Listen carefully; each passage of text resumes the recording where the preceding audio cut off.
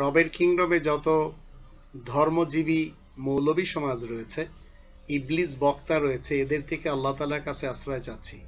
সম্মানিত দর্শকবৃন্দ, আপনাদের সকলকে জানাই সালামুন আলাইকুম। ওয়াজে মিথ্যা বানোয়াট ও হাসির গল্প বলে মানুষকে হাসানো কি আমার কাজ? কোরআন স্টাডি করে আমি যতটুকু পেয়েছি, আমি মুসলিম তাই এটি আমার অন্তত কাজ না। কোরআন কি বলছে?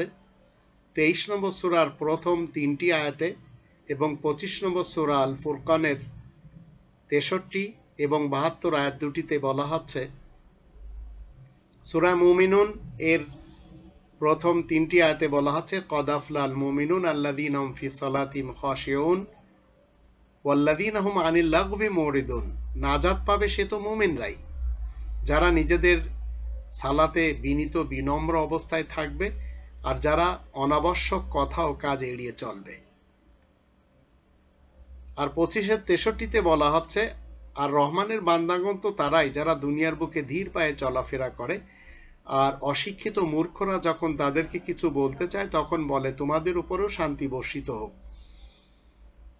72 নম্বর আয়াতে বলা হচ্ছে, যারা মিথ্যা অপকর্মে শরিক হয় না আর যদিও কোনো খেলাধুলা বাজে কাজকর্মের মধ্যে এসে পড়ে তাহলে অত্যন্ত ভদ্রভাবে এড়িয়ে চলে যায়।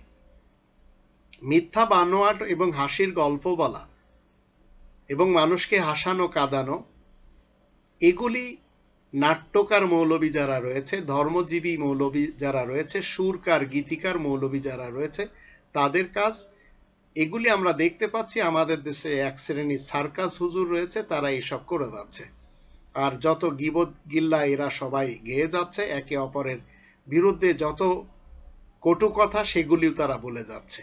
চরমনায় তারা জামাত শিবিরকে দেখতে পারে না, আটরশি তারা দেওয়ানবাগকে দেখতে পারে না, দেওয়ানবাগ তারা চরমনাইকে দেখতে পারে না, আবার শর্ষিনা তারা কুতুববাগকে দেখতে পারে না, হিফাজত তারা তরিকতকে দেখতে পারে না, কাদিয়ানি বাহাইদেরকে দেখতে পারে না, বাহাই আগাখানিদের দেখতে পারে না, আগাখানি শিয়াদের দেখতে পারে না, রাফেজিরা বুহেরিদেরকে দেখতে পারে না, সুন্নিরা সালাফিদেরকে দেখতে পারে না, সালাফিরা শিয়াদেরকে দেখতে পারে না। এইভাবে তারা তাদের সার্কাস করে যাচ্ছে।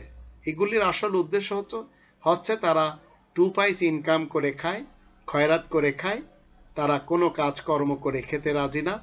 এমতাবস্থায় একজন মুসলিম এদের দলে ভিড়বে না এবং এদের এই কাজকর্ম থেকে একেবারে দূরে থাকে। আল্লাহ আমাদের সবারই তৌফিক দান করুন, আমরা যেন কোরআনের নিয়ম নীতি মেনে জীবন কাটাতে পারি।